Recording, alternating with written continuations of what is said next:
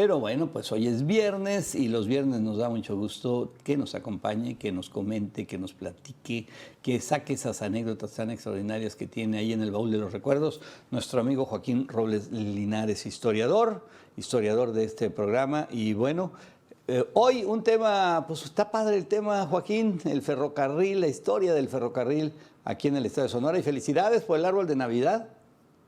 Ya, bueno, antes que nada, buenas noches, Víctor, Hilario. Sí, ya es Navidad, hay que adecuarse a los tiempos navideños y bueno, No, y estoy seguro son que en la casa te dijeron, y te me pones aquí, Joaquín, quiero que se vea el árbol. Que se ve el Que se arbolito, vea el sí, árbol, que se vea Joaquín. que ya salió para los nietos, pues. Presiento, porque a todos nos dicen igual.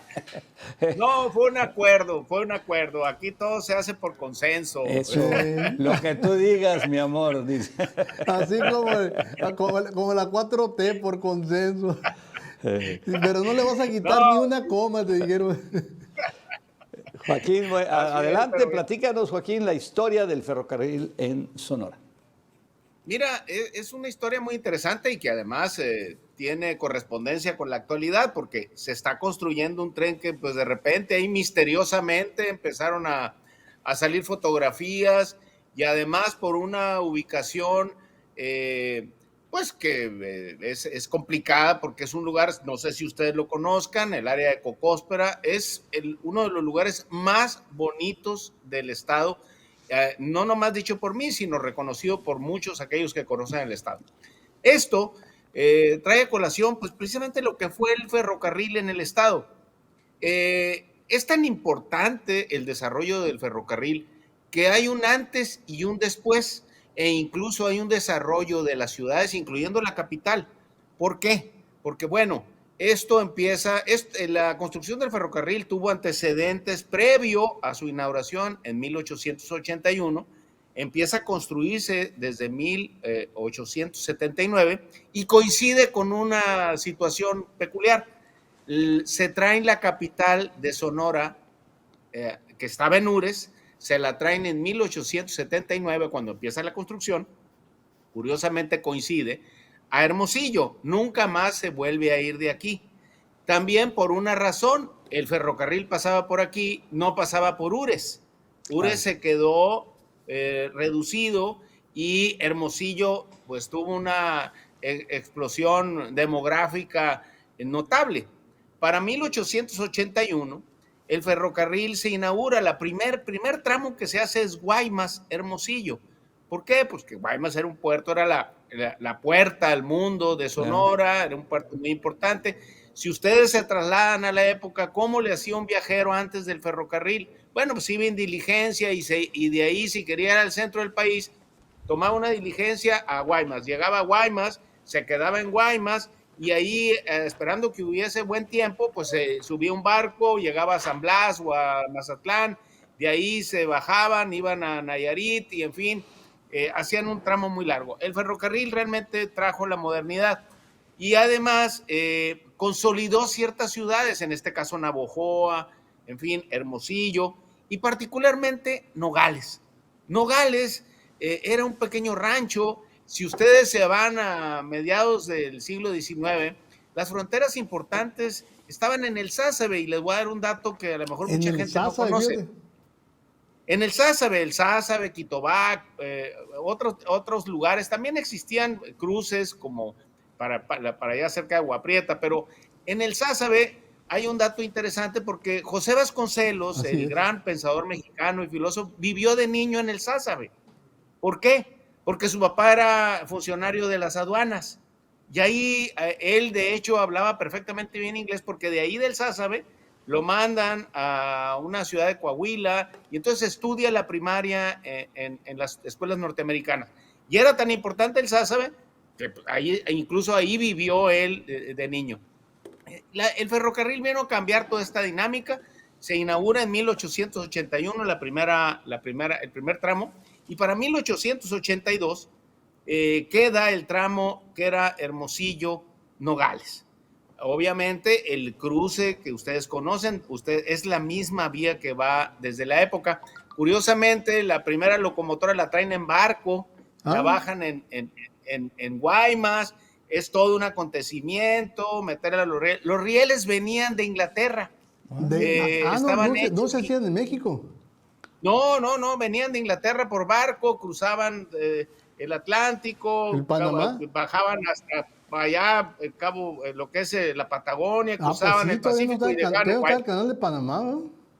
Así es, pues no estaba el canal de Panamá. Entonces los rieles los montaban, eran de fabricación inglesa. La compañía que hace el ferrocarril en Sonora era la Atchison, Topeka, Kansas, Santa Fe, que era una compañía norteamericana que hizo la gran inversión junto con las autoridades mexicanas, con permisos y todo, precisamente para modernizar y dinamizar el comercio y la actividad económica de esta región del país, que no nomás era Sonora, y además integrarla al mercado norteamericano. El tren llegaba a Nogales y ahí inmediatamente se hacían las conexiones y seguía uno. Si ustedes recuerdan las películas del oeste y todo eso, bueno, eso sucedió también. ¿Por qué? Porque toda esta parte del suroeste de los Estados Unidos construyeron un tren que venía desde el Atlántico hasta el Pacífico y le daba vida a toda esa zona sur de los Estados Unidos que no estaba desarrollada ni tampoco estaba habitada. Aquí estamos viendo pasajeros de la época de 1880, 1890, cómo el tren, pues no nomás era un aspecto comercial, también tenía una gran dosis de distracción social, había vagones pues de cierto lujo y en fin, las familias empezaron a moverse, empezaron a ir con más facilidad a Estados Unidos y aún así, si ustedes revisan las biografías de los personajes de la época, muchos de ellos estudiaban en Los Ángeles, en lugares de Estados Unidos, precisamente por la facilidad de comunicación que dio el tren. Hay una cuestión interesante y muy importante, que es el personaje que inaugura el tren. Carlos Rodrigo Ortiz Retres, el personaje que era gobernador, vale la pena destacarlo por varios aspectos. Uno, fue el gobernador más joven, es el gobernador más joven que ha tenido la historia del estado. Tenía 28 años cuando asume la gobernación. Muy joven, ¿eh? Muy joven. Había estudiado en Alemania, estaba casado con una alemana, no tuvo hijos, y era un personaje muy inquieto, un político muy completo, pero que además precisamente de incentivar y dar todas las facilidades para inaugurar esta vía férrea, porque pues, él venía de Europa, sabía la importancia de las comunicaciones, además fue el primer personaje que pone la semilla de la educación en el Estado. Hace un instituto científico y literario que es mal que bien tiene relación con lo que hoy es los institutos de educación media, superior e incluso la universidad. Él era un abogado muy competente, pero tuvo un problema político.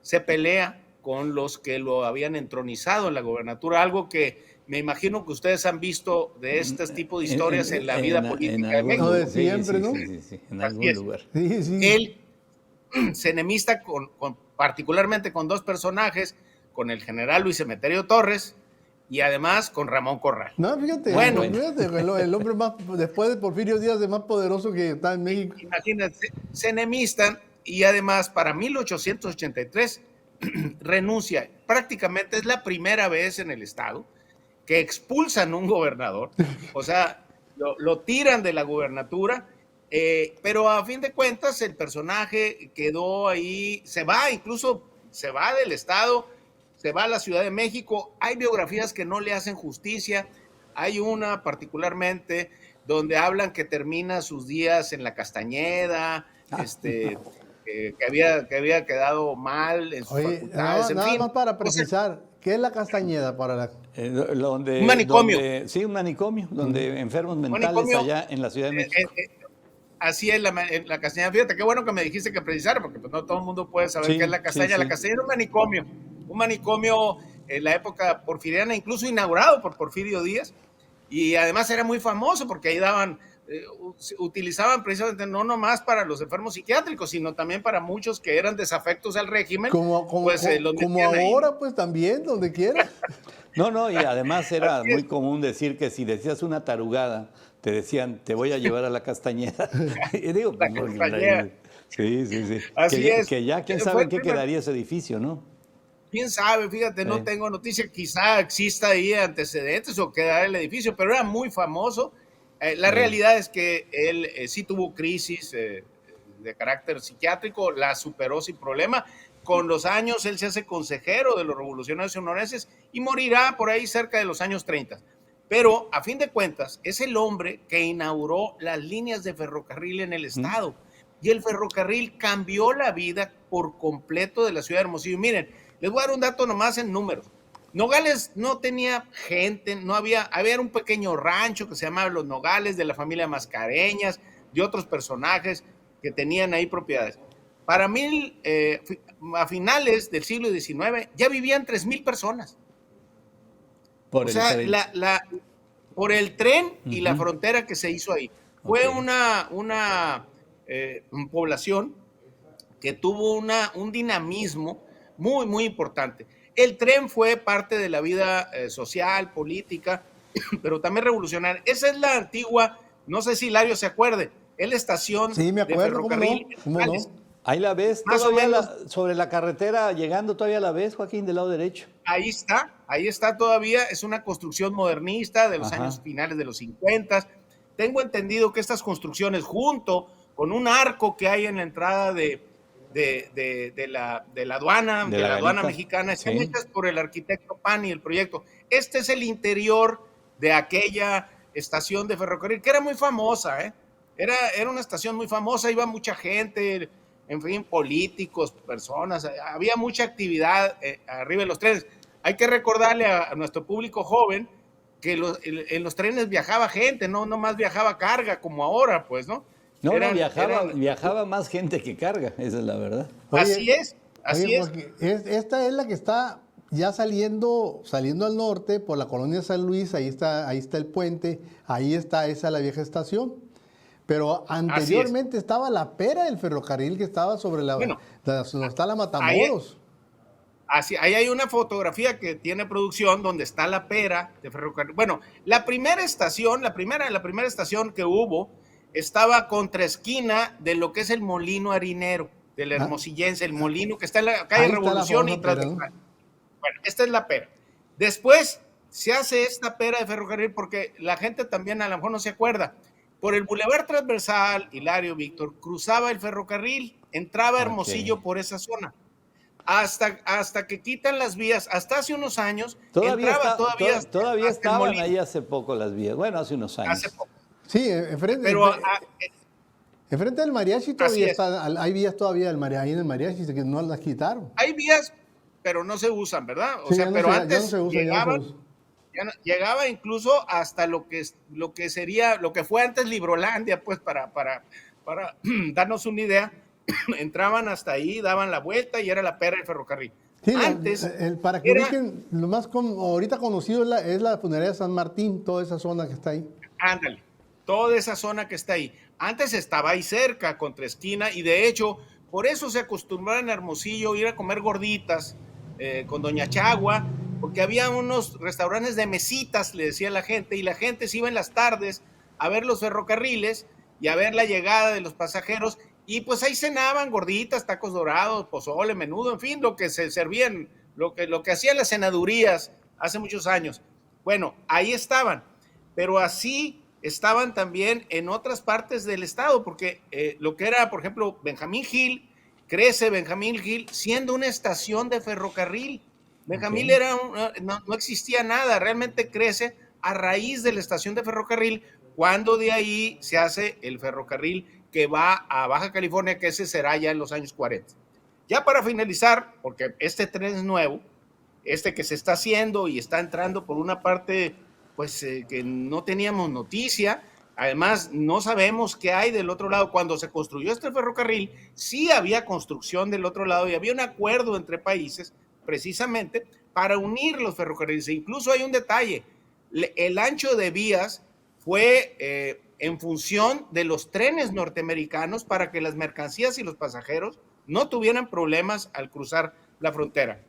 Ahora del otro lado no sé si se esté haciendo algo o ustedes sepan de algo, pero en fin. A mí lo que me llama mucho la atención, nada más te interrumpo un segundo, Joaquín, me llama mucho la atención que algo tan importante, algo tan relevante, algo tan caro, de tanta inversión, se esconda. O sea, se esconda. O sea, porque una cosa es que pues lo manejes lento y que no quieras que se sepa, pero no puedes esconderlo. Y esto lo escondieron hasta que vinieron ahí unos vecinos de ahí que se sienten afectados. Y ambientalistas también, ¿no? Y llegaron a medios de comunicación a quejarse. Unos ambientalistas norteamericanos. Pero el gobierno sigue sin decir nada. O sea, sigue sin dar una explicación concreta. Oye. Sí, yo lo vi a raíz de unos ambientalistas norteamericanos que publican lo que está sucediendo en función del deterioro ecológico que sufriría la región al cruzar, al partir esa zona, que es un santuario no nomás de luciérnagas, hay, no sé, venados, osos, una cosa muy impresionante. Y lo que me llama la atención también, bueno, no me llama la atención porque es costumbre ya en este sexenio, es que el ejército lo está construyendo, no Ferromex y nadie de eso, ¿no? Sí. Oye, sí, no, y a ver, vamos a ver en qué termina, a ver, porque supuestamente está junto con Grupo México, vamos a ver.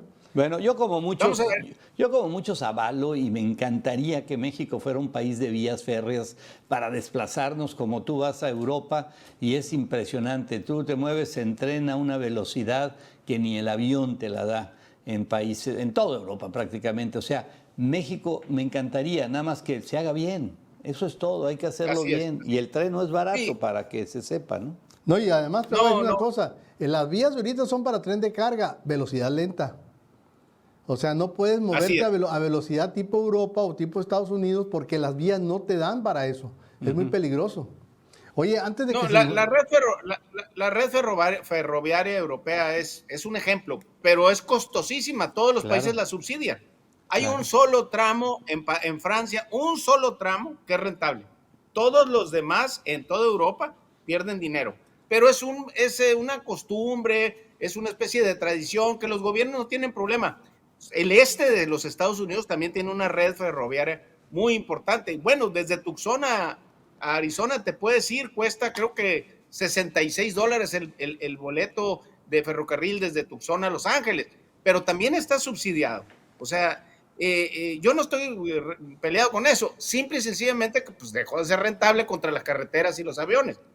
Tan es así que creo que después, creo con lo que quería finalizar, desde 1967 se construyó la última vía férrea en Sonora, que fue el tramo Agua Prieta-Naco.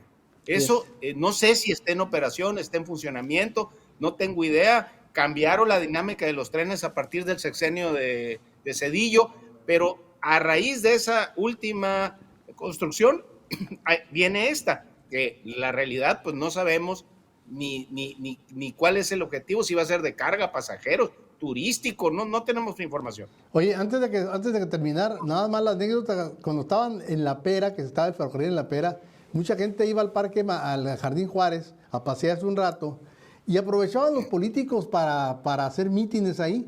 Y hay un político que viene de México y junta la gente y se llena de gente, está hablando y empieza a decir, pueblo de Hermosillo, pueblo valiente, pueblo viril. Y dicen que en ese momento pitó el tren y salió la gente corriendo. Y dice el amigo, pueblo trenero, qué hijo de todas. Sí, se hacían los mítines y ahí llegaban los políticos. Bueno, es famosa la llegada en 1904 por ferrocarril de Ramón Corral como vicepresidente de la República. No hubo clases, cerraron las tiendas, el pueblo entero fue a recibirlo.